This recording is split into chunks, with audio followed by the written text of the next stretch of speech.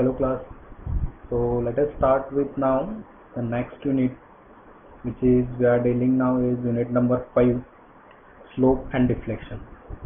So while going for slope and deflection, first of all let us know what is the exact meaning of slope and deflection. Okay, so let me explain you it with one example. Let us consider a simply supported beam. Okay, let us consider a simply supported beam. Now let us consider it is subjected with a UDL. So I'm not able to show it correctly, but you can assume it. So it is subjected to UDL. As it is subjected to a uniform UDL, it will take a bending shape like this. So let me show it correctly. So it will bend it like this. So when we are dealing with any type of loading on a beam, it will have certain type or certain shape of bending. So in case of simply supported, it will have a sagging pattern, which we are calling this pattern is a sagging. And if we consider a cantilever beam, so it will bend like this. So this is called as a hobby. So this bending is nothing but it is the arc of a circle. This bending is in the form of arc of circle. So this bending pattern, for this you have already gone through a equation, that is m by I is equal to sigma by y is equal to E by R. So in this term of slope and deflection, we are using first and the last term, that is m by I is equal to E by R, where m is the constant movement acting on a beam, I is the moment of inertia of the beam, E is the Young's modulus, and R is the radius of curvature. Now this term R is very important while considering the slope and deflection. Okay, so this bending shape, as I said, it is having an arc of circle. Now the radius of this arc of circle is nothing but it is a radius of curvature, this R. Okay, so let us see now what is slope and deflection. Okay, so as this beam is having a bending shape like this as a radius of curve, if I draw a tangent for this curve at the support, let us consider this as a tangent, then the angle between original position of beam and this tangent, let us call this as theta, this and this.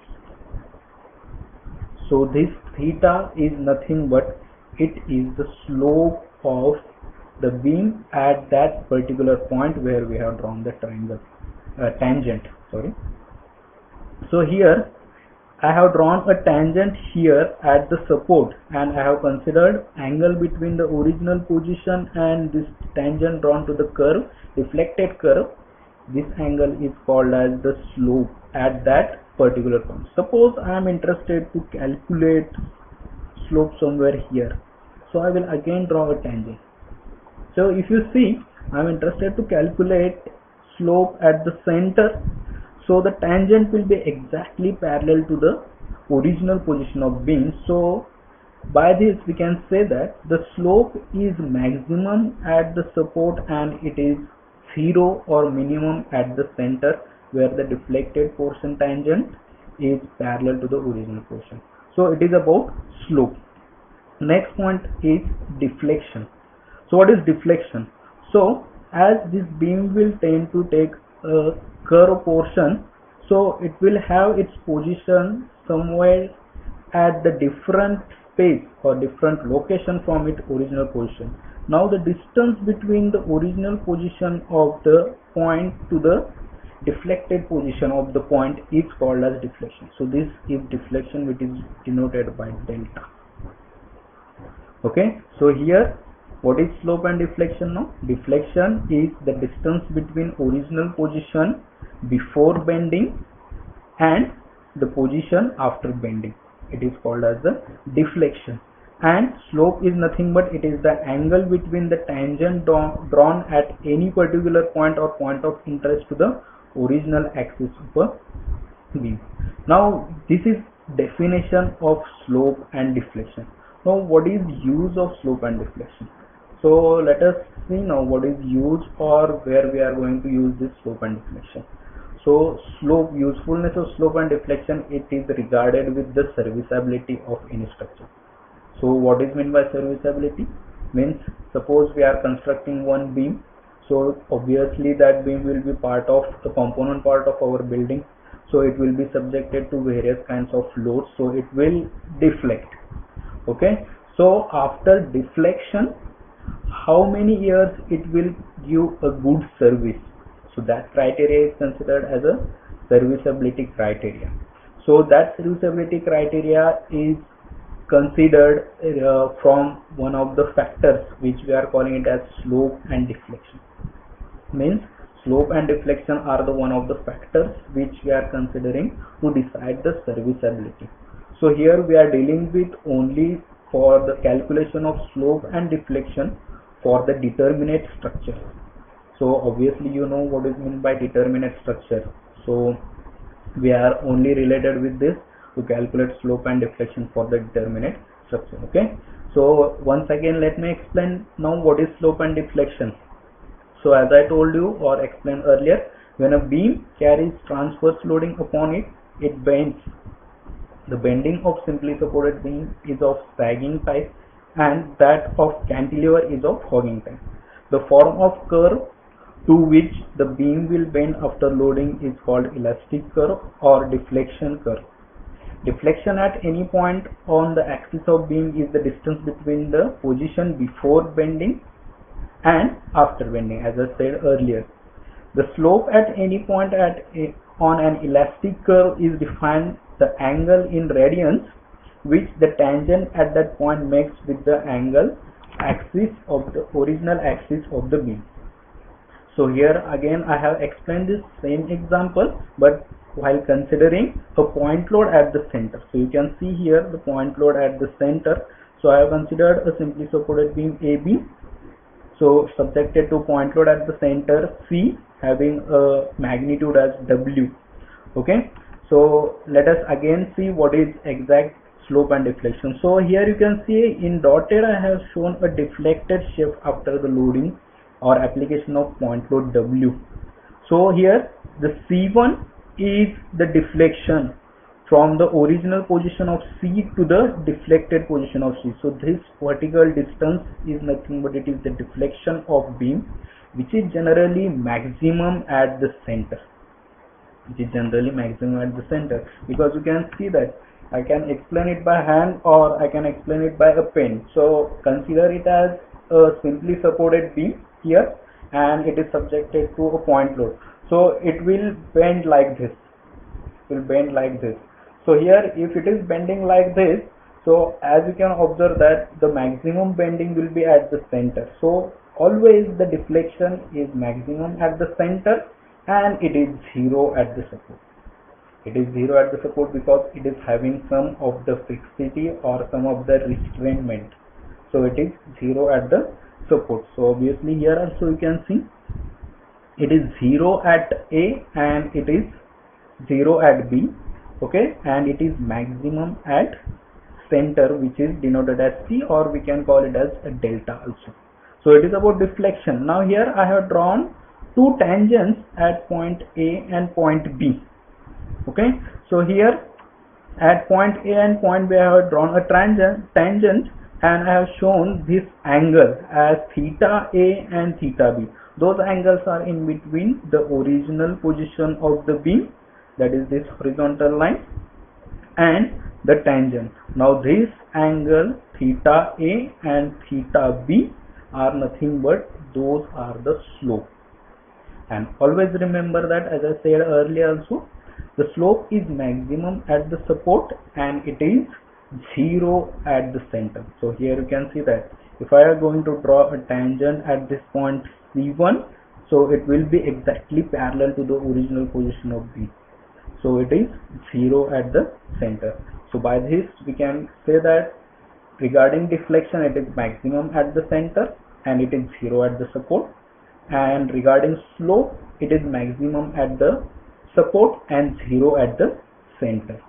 Okay, so the same is explained here, that consider a simply supported beam of span L carrying a central point load W as shown in figure. So as per the assumption in the theory of simple bending of beam, is straight before loading, W is applied and subjected to pure bending. Okay, so due to this central point load W, a simply supported beam will bend and it will have the maximum deflection. The deflection at any point on beam is denoted by Y or delta, and slope is denoted by theta. Okay, so as already defined, the deflection at any point on the axis of beam is the distance between its position before and after loading. For a simply supported beam, the deflection at the supports are always 0, as I told, that is Ya and Yb is equal to 0 as the support is existing there. Okay, Cg is the vertical deflection. Okay, then next is the deflection is maximum at the center. So Yc is maximum, or Ymax is always maximum at the center. The next point is slope. To determine the slope at any point on any elastic curve, we have to draw the tangent to the curve at that point or at the required point where we are interested to calculate the curve. The angle made by this tangent with the horizontal gives the slope at the point. For simply supported beam, the tangent has maximum slope at the support A and B, and the tangent to the deflected curve at A and B is having maximum slope, and it will have the 0 slope at the point C. Okay, and the angle between those, or slope, is always designated as theta A and theta B. Okay, so it is about the basics of slope and deflection. So what is meant by slope and what is meant by deflection? Okay, so as we have gone through now, let us consider now next point as the relation between radius of curvature R, slope and deflection. Okay, so here we will consider what is the relation between the radius of curvature R, which we have already seen in the equation m by I is equal to sigma by y is equal to E by R, where we have said that the first and last term is very important while considering the slope and deflection. So here we will see what is the exact relation between now that radius of curvature R and the slope and the deflection. So for this, I have shown you or considered one arc of a circle or arc of a bended beam. So here let us consider this arc. Okay, and on this arc let us consider 2 points as P and Q. So here this point is P and this point is Q. Okay, so here I have drawn a tangent from the x-axis from the point P. So this line is a tangent and it is cutting to the x-axis, and let us consider this angle as a psi. Okay, then next again I have drawn a tangent to a point Q. So this is a tangent for the point Q, and again it is cutting to the axis X. So let us consider this angle as psi plus delta psi. Okay, so till now what we have considered is a slope or arc of a circle. On this we have considered 2 points P and Q, and those 2 points I have drawn a tangent at P and Q which are making angle as psi and delta plus psi, delta psi plus psi. Okay, so here now next what I will do, I will draw a normal at the point P and at the point Q. Okay, you know what is meant by normal now. So I will draw a normal at this point P, so it will be like this, P and C. This is the normal, Again I will draw a normal at the point Q for this tangent. So this is line Q, normal to the point Q.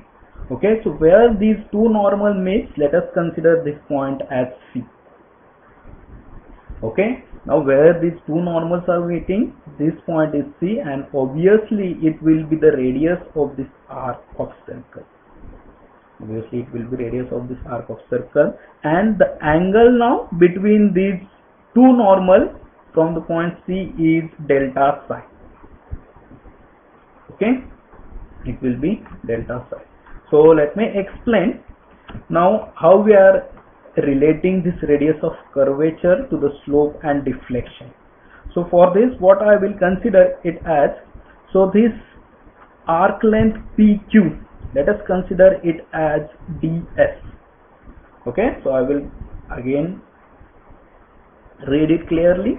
Consider an elemental length PQ is equal to ds of a curve. The tangent at P and Q makes an angle psi. Okay, and psi plus delta psi with the x-axis. Let the normal at P and Q meet at C. Then C is called the center of curvature at any point between P and Q on the curve. The distance now CP is equal to CQ is equal to CR. So CP CQ is equal to R. So it is radius of curvature. Okay, so it is radius of curvature. Now I can write as this equation ds, which we have considered as the length of arc PQ, is equal to R into d psi. So we know that this length we have considered ds is equal to r theta. So theta is here nothing but d psi. So r is radius of curvature. R into d psi will be the length of this PQ that already we have considered as ds. So I can write ultimately r is equal to ds upon d psi. Okay. Now again we know that by considering x and y coordinates for the P, we can write tan psi is equal to dy by dx. So here I can explain.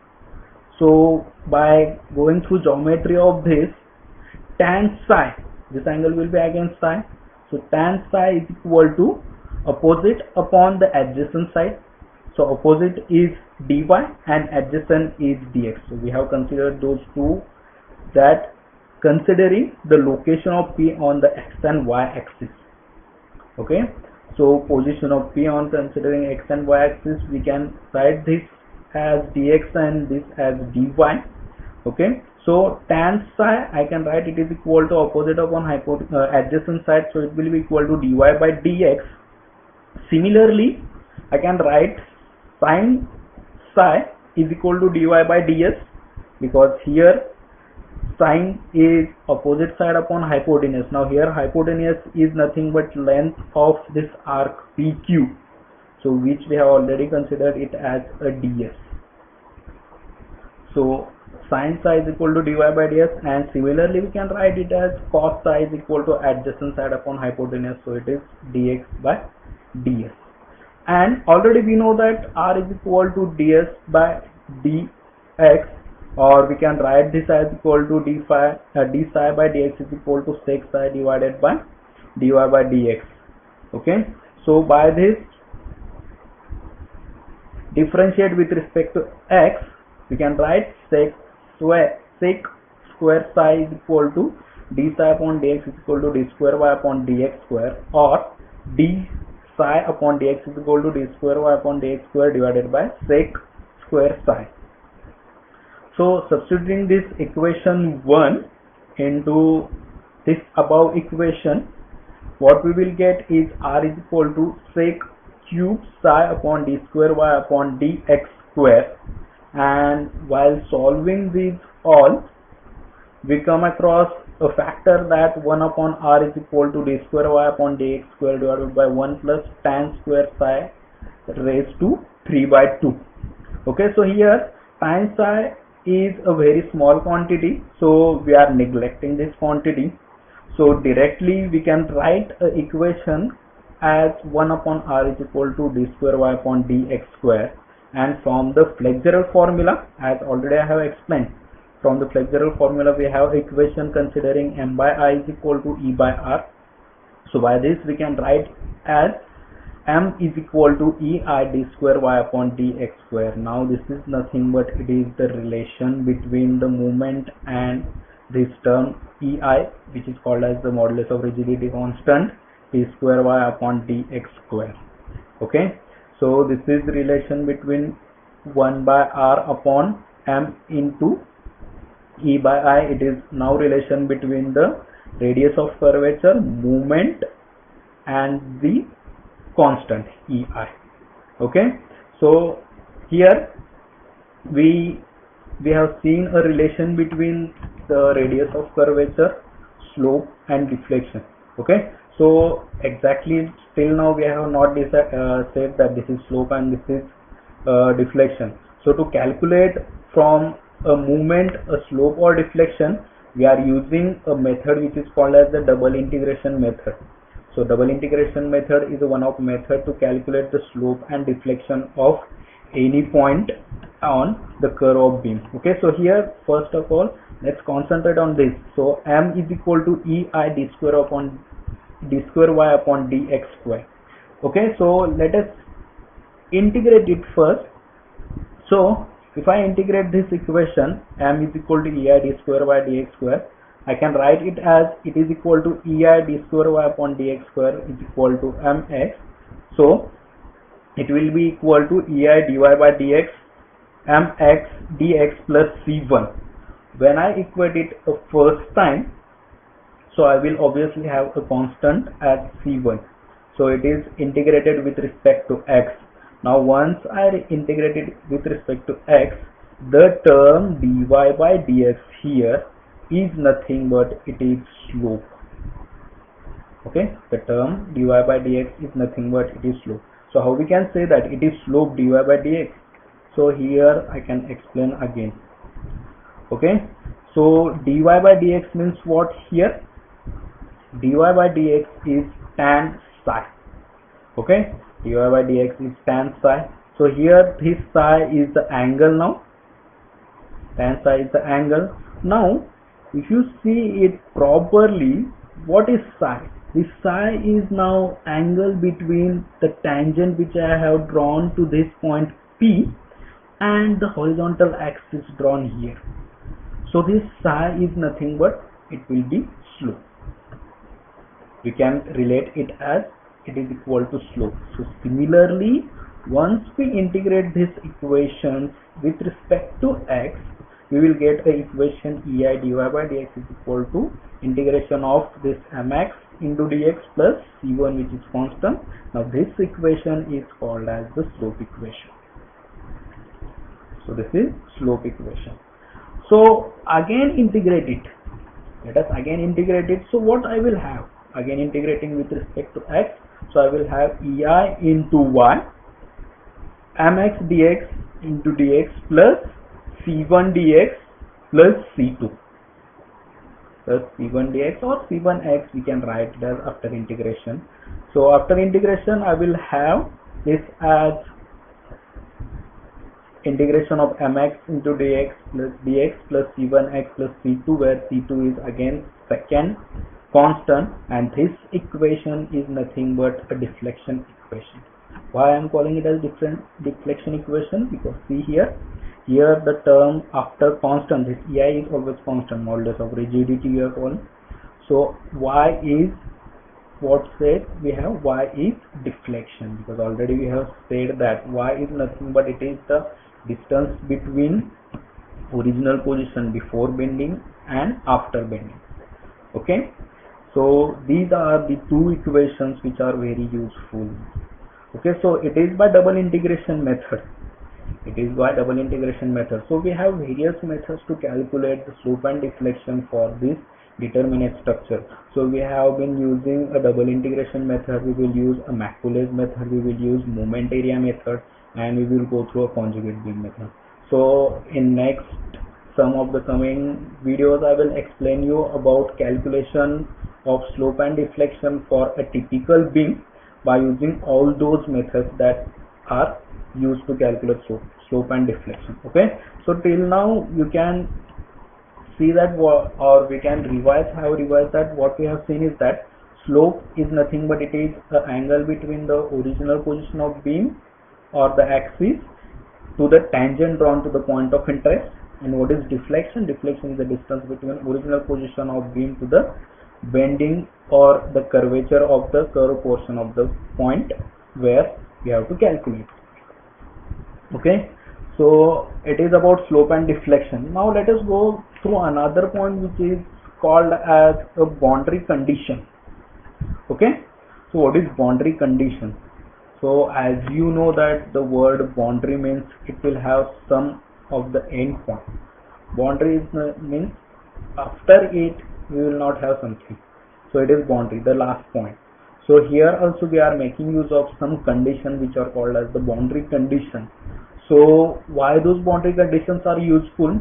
Because to solve two equations, or if we are having two unknowns in one equation, we must know some terms or some definite conditions. Therefore those conditions are used. So those conditions are called as the boundary condition, which depends on the type of beam or type of support provided to the beam. Okay, so let us consider it as the boundary condition for a fixed beam. By considering a boundary condition at support, the slope and deflection both are 0. So let me explain it. Okay, so I will explain it to you. So let us consider a fixed support like this.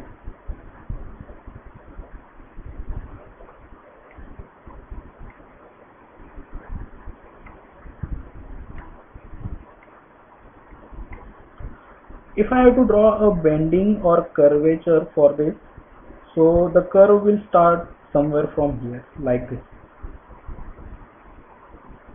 So it will have its original position at the support. So here if I draw a tangent, it will be same at the support and it will not have any curvature or deformation here at the support. Therefore always slope and deflection is 0 for the fixed support beam. Okay, then next is for simply supported. So it is already I have explained that at this support slope exists but deflection is 0. Therefore we can write theta or dy by dx is existing, so it will not be equal to 0 and y is equal to 0. So here the boundary condition will be used such as the deflection at simple support is always 0, and in case of fixed support the boundary condition will be used as the theta or slope and deflection both are equal to 0. And let us consider for the next end condition, that is for fixed beam, fixed free end. So slope and deflection both are maximum at the free end. So this case will arise in case of cantilever beam. So in case of cantilever, the theta is equal to dy by dx, which is slope. It will not be equal to 0, and also the deflection y, it will not be equal to 0. Okay, so these are the boundary conditions which we are using to solve the equations of slope and deflection. Okay, so here we come for the end of the term boundary condition. Okay, so we will stop here, and in next some points I will explain you about